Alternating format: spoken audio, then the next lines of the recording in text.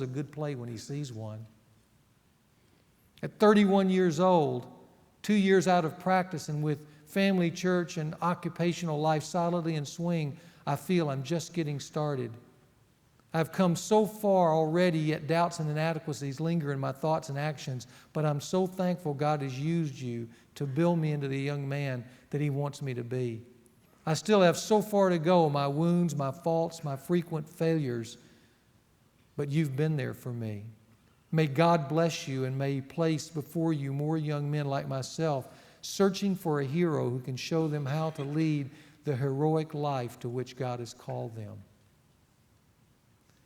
You know, there are guys who are around with eyes looking to and fro every day, wanting to find a hero who can let them live in this life a heroic life. It's worth living that. It's the quest for authentic manhood. And we older men need to be constantly calling these younger men up. And even in that process, looking at ourselves and saying, you know, up is a worthy place to go. You know, the Bible is a book filled with mentors and mentoring. Here are just some of the examples. You have Moses and Jethro. You have Joshua and Moses. You have Ezra and Nehemiah, Elisha and Elijah, John, Mark and Barnabas, Timothy and Paul. In fact, 2 of the letters of the New Testament, 1 and 2 Timothy, are nothing more than mentoring letters. Just an older man trying to build in and make successful a younger man.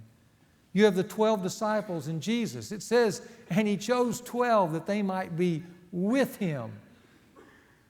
And why did He need them with Him? So He could build and breathe into their life a vision, not for a little lake where they could go fishing, but for a whole world where they could fish for men. That's what He breathed into them. He believed. You know, I want to give you just 2 quick scriptures. One from the Old Testament, Exodus 18. I'll put it on the screen here. Here's what Exodus 18 says, and it's with this occasion where an older man, Jethro, ministers to his son-in-law, Moses. He says to Moses, he saw all that he was doing for the people, that is Moses, and Jethro said, what is this thing you're doing for the people? Why do you alone sit as judge and all the people stand before you from morning until evening? The thing you're doing is not good. He was trying to judge this whole nation of Israel by himself. He was a young guy, and he didn't know how to manage. He didn't have the basic management 101 course yet. And so his father-in-law says, you're going to wear yourself out, and you're going to wear these people out. For the task is too heavy for you. You cannot do it alone. Now listen to me, and I shall give you counsel. And if you want to look at that sometime today, look at Exodus 18. He lays down an unbelievable management blueprint, an organizational blueprint of how to do justice for a whole nation. And Moses listens, and the people prosper. Then we go to the New Testament, thousands of years later. And here's Paul speaking to a group of Thessalonians, just a small house church of people, but he's mentoring them. And he says, having so fond affection for you, see, he notices them. I have a fond affection for you. And because of that, I'm well pleased to impart to you not only the gospel of God, but I'm also willing to impart my very life. I'm willing to invest in you. Just as you know how we were exhorting and encouraging and imploring each one of you as a father. I'm not your father, but a mentor's a father-like, as a father would his own children. And here's my goal for you, that you might walk in a manner worthy of God who calls you into His kingdom and glory. I want you to live up, and I'm willing to impart my very life to get you there. Now let's look at 10 marks of a good mentor. This is kind of a blueprint for you younger men to choose a mentor. It comes from Howard Hendricks' book, As Iron Sharpens Iron. He gives these 10 characteristics, and I'll go through them fairly quickly. He says this: first, a mentor is a man who clearly has what you personally need. Secondly, he chooses to cultivate a relationship with you. A mentoring relationship is not a forced relationship. You must both want it. Thirdly, he's willing to take a chance on you. Fourth, he is respected by other men. And that's an important thing if you have a mentor in your life. That he's respected by other men. You know he's the real deal. Fifth, he has a network of resources. Sixth, he's consulted by others. Seventh, he both talks and listens. 8, he is consistent in his lifestyle. And by the way, you can have a guy mentoring you in one area of your life, but if you've noticed his other areas of his life are out of control, then beware. Because he may not be mentoring you out of integrity. He may be really good at business, but if his home life and personal life are a wreck, you need to beware of his business mentoring.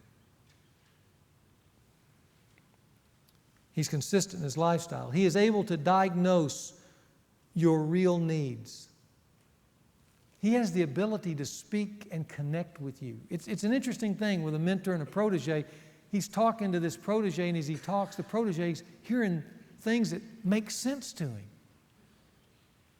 It's like this guy has a way of connecting the dots in this young man's life, and it creates sparks of energy and excitement about life. He can diagnose your real needs. And finally, he is concerned with your interest. That's his focus, not his, but yours.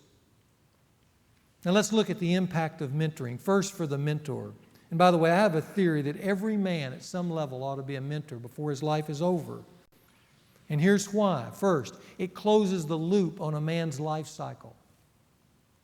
I had an older man, guys, years ago, who was sickly. He felt his life was worthless. It had no purpose. He came to men's fraternity, and afterwards he told me that. He said, I'm just wasting away. And I said, you know, you have a lot to give. He said, I don't have anything to give. I said, sure you do. You got experiences, a wealth of experience. And I bet there are a lot of young guys that would like to be with you. He said, I couldn't believe that. So I said, well, I'm going to ask next week. And in the men's fraternity, I said, how many of you younger men would like a mentor? An older guy, not a perfect guy, just an older guy to spend time with you. And a lot of the guys raised their hand. I said, I got a guy for you. And the next week, Harry had 7 guys he started mentoring and a waiting list of about 8 more. And he did that for the next 10 years of his life. And I remember one day being at the athletic club. We were on the treadmill together. Harry was going like crazy. I said, man, you're a changed man. You're a healthy man. He said, you know where I got this health? I got it from the younger men in my life. That started that day when you connected me. Because I loved spending time with these guys. It closes the loop. It gives an older man a reason to live, not just to play golf, not just to retire on a lake. It gives him a reason to live. At the tail end of his life, he can invest and close the loop with meaning and purpose by investing down in a whole generation of young men. Secondly, it connects older and younger men in a symbiotic relationship. Now, that word symbiotic may be new to you. It's a biological term that just means 2 organisms come together for the mutual benefit of both. The benefit of the young man is that he gets wisdom. The benefit of the older man is he gets a reason to live, a purpose for life. Thirdly, it allows an older man to teach naturally from experience. You don't have to be some great teacher. You just share your life. And younger men desperately need and want that. As I said, it gives, number 4, an older man a significant purpose in the second half of life especially. And lastly, it adds a missing satisfaction to an older man's life. Let me tell you, if you're an older man, and when I say older man, 40, 50, 60, and you want an added dimension to your life, you begin to connect with a younger man in some way. What does it do for the protege? It gives him this. It gives him hope. He gets to know he can do it because an older man is saying you can do it. It gives him wisdom. The older man says, here's how you can do it. And here's how you can avoid taking unnecessary hits in life. It gives him a bigger personal vision for his life. You can do much more than you're doing right now. That's what a mentor says. You can go much further than you're thinking right now. And it also provides much needed encouragement. I remember a young man was trying to make a career change. He was scared to death. As he said, he was standing in a plane at 50,000 feet and he had the door open, but he was scared to death to let go. And so I became the guy that put the knee in the back and pushed him out. And here's what he wrote me. He said, "Dear Robert, thanks for caring for my soul. It is food to this young man trying to put to death the boy in his life who long ago grew out of diapers. God has used you at many points in my life, and our time last week was no different. I have no idea what the future holds for me. The mystery and uncertainty threatens my need for safety. I'm a butterfly, I think. The what seems clear now. The when is pressing me. The opportunity is a mystery. This is a very vulnerable time for me. Some days I'm like a bull charging through the streets of Spain. Other days I walk around on the verge of tears. I don't understand it all, but I'm fortunate to have friends who are walking through it with me. All my life I've thrashed wildly through the jungle with my boy-sized machete trying to find my way. There was no one ahead of me forging the semblance of a path and encouraging me to follow and saying to me, "Come on, Jeff, this is the way. You can do it." I only have the capacity to lead a small number of people, and my ability to cast vision may be limited. But more and more I'm feeling these branches bursting from my trunk. And you are one of the only friends I have who can understand this. Thanks for wanting to be a part of my life.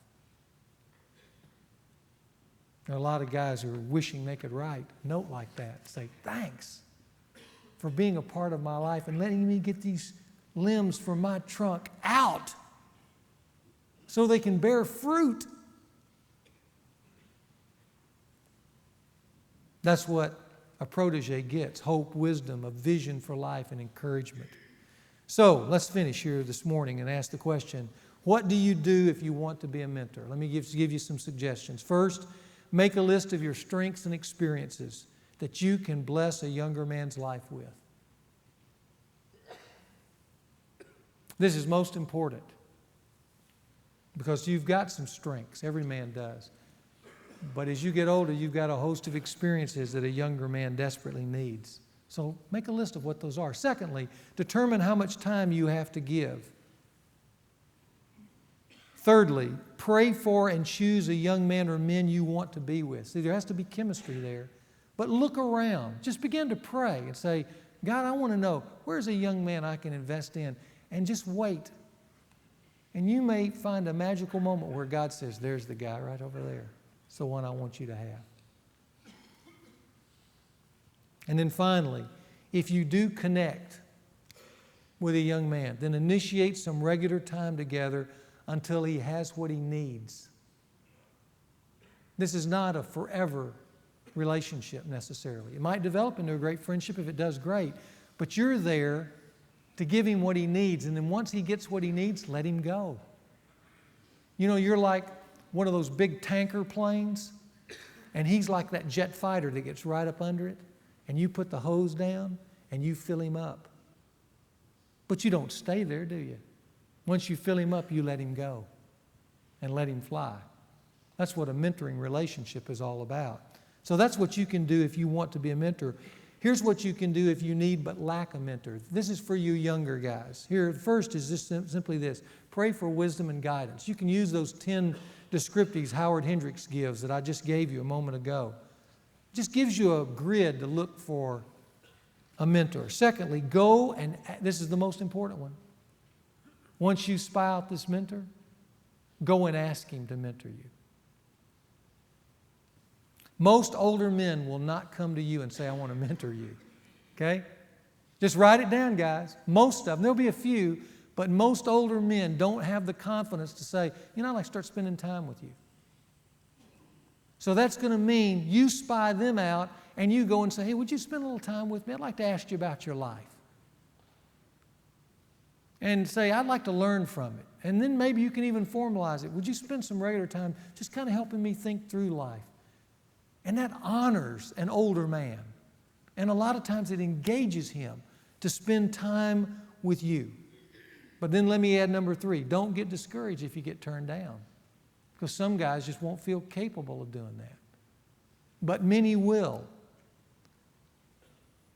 And then if there's a guy you really want, maybe he turns you down, I got one final point. Go get a group of young men that want to spend time with him, and then go ask him again. Say, will you now not mentor me? Will you mentor us? Leverage him through numbers. You know, if he has 3 or 4 young guys saying, hey, would you spend some time with us? Again, that honors him. He says, you know, I will. I'll do that for you. 3 cheers for mentors. That's what we want to do today. And guys, we're finishing this whole concept of relationships. And we talked about being disconnected is where a man wounds himself. It's a self-inflicted wound. And we've talked about the fact that this wound occurs when men are disconnected from just one another, peers for support, and from older men for wisdom. And here's what I want you to write down before you shut your manuals. It's this. It is a poor man who goes through life without men on his inside. Just write it down. It's a poor man. You're going to make a huge mistake. You're going to put on your life a huge self-inflicted wound if you go through life without letting a few men on the inside of your life.